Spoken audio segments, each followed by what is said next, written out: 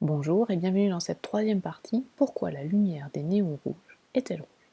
Commençons par cette petite animation. Nous avons vu que la lumière provient de la matière et justement des atomes. Nous allons exciter un atome, voilà, il va passer à un niveau d'énergie supérieur. Et lorsqu'il va libérer cette énergie, eh bien, il va libérer des photons, qui sont les particules qui transportent la lumière. Eh bien, nous allons représenter ceci sous une forme un petit peu plus rigoureuse. Nous allons représenter ici les niveaux d'énergie de l'atome. Et l'énergie d'un atome est quantifiée. Cela veut dire qu'il ne peut pas prendre n'importe quelle valeur. C'est comme si vous étiez dans un immeuble. Eh bien, vous ne pouvez être que sur les étages et non pas sur toutes les marches entre les étages. Ici, notre atome, dans cet exemple, peut prendre les niveaux d'énergie E1, E2, E3, E4, mais pas entre E1 et E2, s'il y avait ici des valeurs. Nous allons représenter notre atome au niveau le plus bas, c'est-à-dire qu'il n'est pas excité. C'est ce que l'on appelle l'état fondamental. Et nous allons exciter notre atome au niveau E2. C'est comme s'il passait au deuxième étage, par exemple. Eh bien, lorsqu'il va libérer l'énergie qu'il a reçue, il va se désexciter et il va libérer cette énergie sous forme de photons, c'est-à-dire de lumière.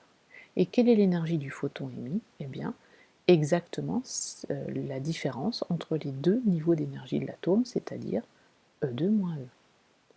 Alors prenons une seconde animation pour comprendre ensuite ce qui se passe au niveau de la lumière. Nous allons prendre ici une ampoule qui contient des atomes d'hydrogène.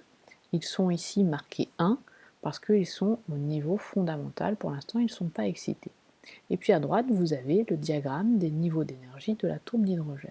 Et nous allons les exciter avec un courant électrique. C'est parti, on envoie une petite particule. Voilà, l'atome s'excite, niveau 2, et se désexcite en libérant un photon. Alors pour l'instant, on ne voit pas grand-chose. Nous allons émettre un petit peu plus d'excitation, enfin d'électrons pour exciter les atomes. Voilà, il y en a un qui passe au niveau 4, puis au niveau 2, il émet d'autres photons qui ont différentes énergies, puisque l'atome peut s'exciter au niveau 2, au niveau 3, au niveau 4, et se désexciter au niveau 3, au niveau 2, au niveau 1, etc. Et donc si on excite là tous les atomes maintenant, eh bien, ils vont émettre différents photons d'énergie différentes, mais pas n'importe quelle énergie, seulement quelques énergies particulières. Et c'est ça qu'il est important de bien comprendre. Comme l'énergie d'un atome est quantifiée, eh bien l'énergie des photons ne peut prendre que quelques valeurs.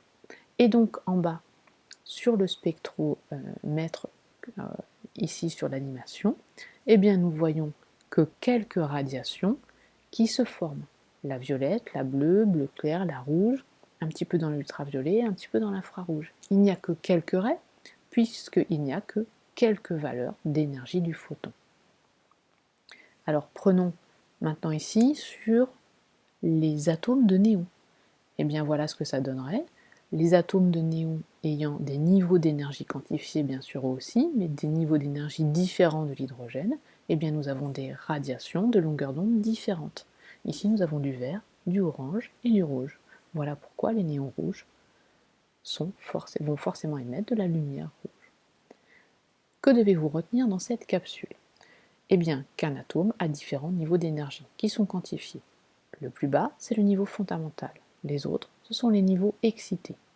Lorsqu'un atome se désexcite, eh bien il va émettre cette énergie sous forme de photons qui aura forcément pour énergie la différence entre les deux niveaux de l'atome. Ici, l'énergie du photon dans cet exemple, E3 moins E1.